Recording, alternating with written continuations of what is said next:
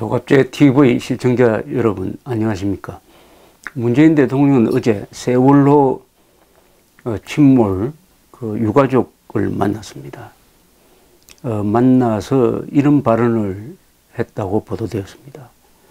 가족들뿐 아니라 많은 국민이 3년이 넘는 지금까지도 세월호를 내려놓지 못하고 가슴 아파하는 이유는 미수습자 문제 외에도 아직 해결되지 않은 부분이 많기 때문이다.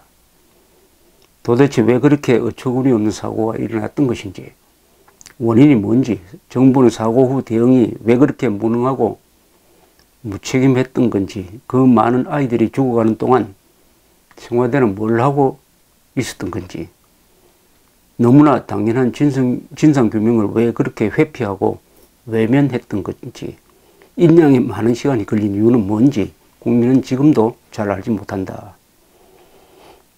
세월호 진실을 규명하는 것은 가족의 한을 풀어주고 아픔을 씻어주기 위해서도 필요하지만 다시는 그런 참사가 일어나지 않을 수 있는 안전한 나라를 만들기 위한 교훈을 얻기 위해서도 반드시 필요한 일이다. 마치 이 세월호 진상규명을 원점에서 다시 하겠다는 것으로 비치는데, 우선 이 발언 내용이 사실과 매우 다릅니다. 세월호에 대해서는 국가 차원의 조사가 여러 번 있었습니다. 그리고 무엇보다도 검찰이 수사를 해가지고 관련자 약 150여 명을 구속을 했습니다. 상당수가 무죄로 나왔습니다. 그리고 세월호 사고에 대해서 정부가 무능하게 대처했다는 이 말을 저는 믿지 않습니다. 신속하게 대처를 했습니다. 세월호가 침몰하도록 만든 것은 선장, 선사, 그리고 선주의 책임입니다.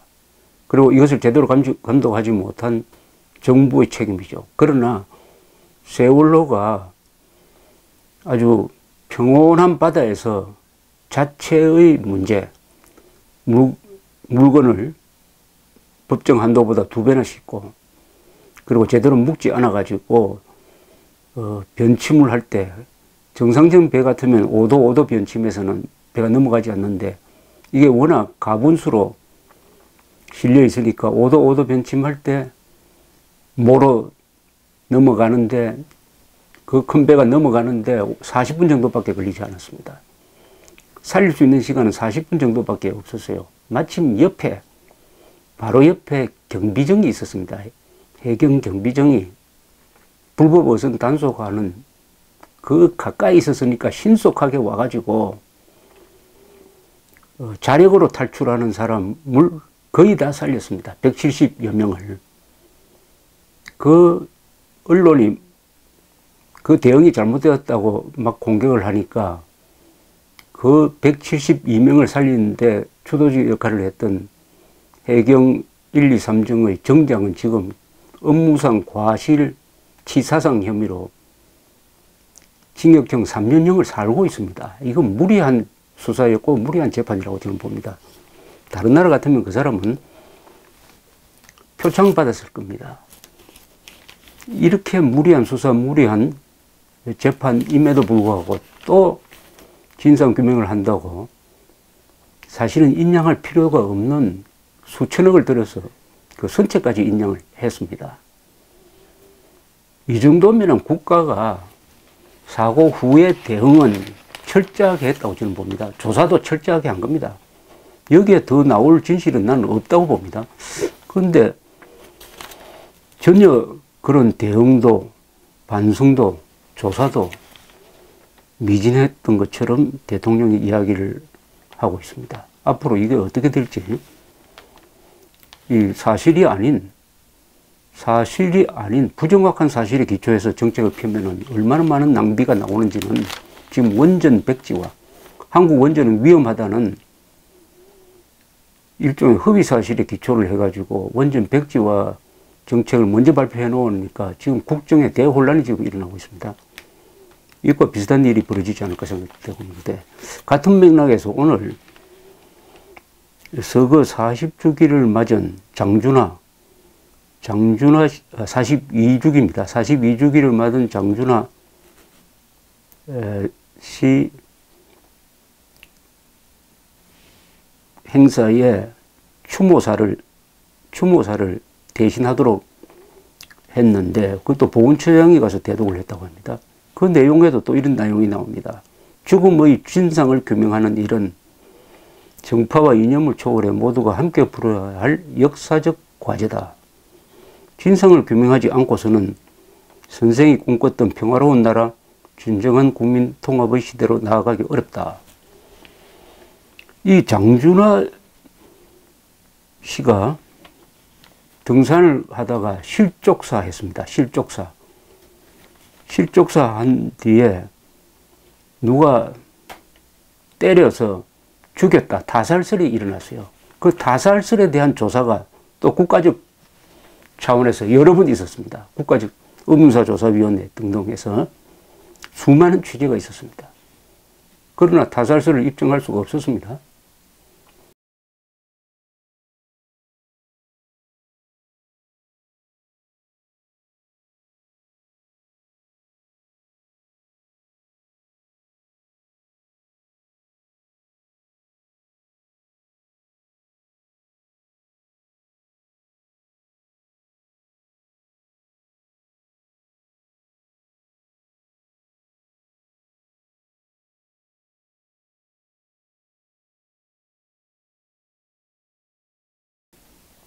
객관적 조건으로 봐서 타살일 수가 없어요.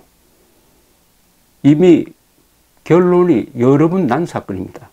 마치 김미현이가 가짜가 아닌 것처럼 장준하 선생은 실족사다. 실족사라 하는 것은 이것은 국가적 조사, 수사에 의해서 확정된 사실과 다름이 없습니다. 그런데 정권이 바뀌었다고 해가지고 진상규명이 전혀 안 된 것처럼 대통령이 나서서 이런 이야기를 하면 또 재조사를 한다는 이야기인데, 이 재조사해도 절대로 저는 다른 결론을 내릴 수가 없습니다.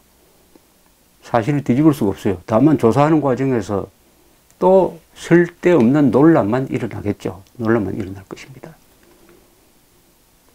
문제는 이런 몇 가지 정책을 보면은 문재인 대통령은 큰 정책이나 발언을 할 때 사실에 기초하지 않고 잘못된 정보에 기초해서 정책을 하고 발언을 한다 하는 것을 알 수가 있습니다. 이 사실을 무시한 정책의 결론은 그건 파탄입니다. 파탄. 대통령은 고급 정보를 받는 사람입니다. 대통령은 우리나라에서 가장 고도의 정확한 정보를 받아야 하는 사람이에요. 그런 분이 명백하게 사실과 다른 이야기에 근거해가지고 정책을 계속 추진하고 발언을 하는 데 대해서 우려를 표현하지 않을 수 없는데, 그래서 문제는 이런 문재인 대통령의 발언과 정책에 대해서 비판이 너무 약하다는 사실입니다.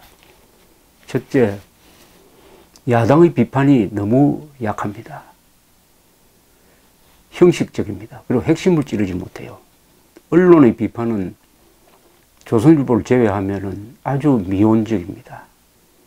이렇게 되면은 문재인 대통령의 잘못을 바로잡을 수가 없습니다. 언론의 자유, 야당의 존재는 정부가 잘못하는 것을 견제하는 것입니다. 그렇게 함으로써 결과적으로는 그 정부를 도와주는 것입니다. 국가를 도와주는 것이죠. 민주주의는 문제를 덮지 않고 노출시킴으로써 문제 해결을 하는 것입니다. 그런 위대한 능력이 있습니다. 그걸 위해서 언론 자유가 보장되고 있는 겁니다. 이 언론 자유를 활용해야 될 야당 언론인, 지식인들이 너무 소극적이 않느냐 이렇게 생각합니다. 그런 가운데서 한국자유회의, 탄핵 사태를 겪으면서 조직된 이 한국의 보수적 지식인 모임인데, 한국자유회의가 오는 8월 21일 월요일입니다. 8월 21일 월요일 오후 2시부터 프레스센터, 그 시청 옆에 있는 프레스센터 20층 국제회의장에서 프레스클럽에서 20층 프레스클럽에서 문재인 정부 100일 대한민국 어디로 가고 있나 하는 토론회를 한다는 연락을 받았습니다. 시적절한 토론회라고 생각을 합니다. 오늘 문재인 대통령이 취임 100일을 즈음해서 기자회견을 했으니까 그것도 참고를 해가지고 사회는 김영호 성신여대 교수가 하고 제1주제는 문재인 정부의 안보 정책 평가, 발제는 이춘건 해양전략연구소 연구위원, 토론은 박상봉 독일통일정보연구소 대표, 제2주제는 문재인 정부 국정목표의 정치학적 평가, 발제는 서명구 성신여대 강사, 토론은 안정석 부경대 교수로 되어 있습니다. 제3주제는 문재인 정부의 경제정책 평가, 발제는 이병태 카이스트 교수, 토론은 윤창년 서울시립대 교수로 되어 있습니다. 문재인 정부 100일, 대한민국 어디로 가고 있나? 여기에서 차분하게 이 100일을 점검하는 것은 문재인 정부에 대한 건설적이고 올바른 비판의 시작이, 본격적 비판의 시작이 되기를 기대합니다. 흔히 허니문이라는 이야기가 있습니다. 신임 대통령이 들어서면 언론이 비판을 삼가하고 또 대통령은 초기에는 항상 지지율이 높으니까 그때 좋은 개혁을 할 수 있는 찬스가 온다, 이런 뜻입니다. 근데 그 허니문이라는 것은 그 말대로 미룰이라는 뜻이죠. 미룰여행, 신혼여행이라는 뜻인데 그것은 언론과 대통령의 신혼여행 또는 뭐 그런 의미가 강한데 언론과 야당과 대통령의 신혼여행, 그 신혼여행이 유지되려면은 서로가 거짓말을 안 해야 됩니다. 그리고 적대적으로 대하지 않아야 합니다. 그것은 신뢰관계죠. 그런 신뢰관계가 형성되어 있느냐, 대통령과 언론, 대통령과 야당 사이에 신뢰관계가 형성되어 있느냐, 정치보복을 하지 않는다든지 언론 탄압을 하지 않는다든지 공영방송을 바로잡는다면서 공영방송 장악을 꾀한다든지 이런 게 없으면 신뢰관계가 형성되지 않고 허니문이란 게, 미룰이란 게 불가능합니다. 불가능. 문재인 대통령은 41% 지지로 당선되었는데 지금 지지율이 70% 이상 나오는 것은 상당 부분 박근혜 대통령과 반대되는 방향으로 움직이니까 그 반작용이라고 저는 생각을 합니다.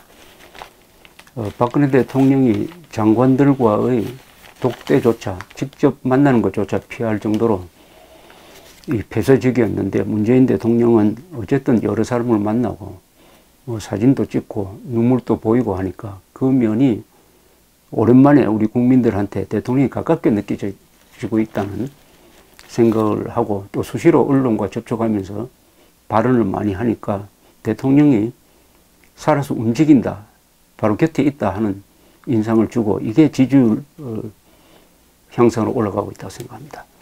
그러나 안보 문제라든지 경제 문제를 그런 직무 스타일로서 해결할 수는 없는 것입니다. 스타일이 문제 해결의 길은 아닌 것입니다. 거기는 내용이 있어야 합니다.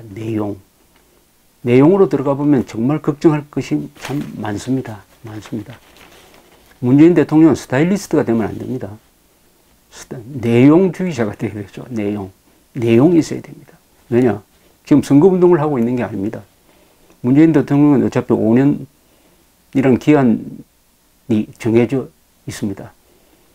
그 평가는 역사가 내립니다. 선거에 이겼다는 것이 성적표가 되는 게 아니고 국정을, 북핵 문제를, 경제 문제를, 한국의 부패 문제를 어떻게 해결했느냐 하는 것이 평가의 기준이 되는 것입니다. 그런 점에서 한국자유회의 대국민 토론회 문재인 정부 100일 대한민국 어디로 가고 있나, 이 모임이 대통령을 비판하면서도 좋은 대안을 내놓기를 기대를 합니다. 우리 지식인의 함정은 비판에는 능한데 대안이 없어요. 그러면 그걸 받아들이는 사람이 냉소에 붙입니다. 당신 이 자리에 앉아보라고, 앉아보지 않고 그런 탁상공론을 하면은 무슨 의미가 있느냐, 이렇게 반발을 하게 됩니다. 반드시 대안을 생각해야 됩니다.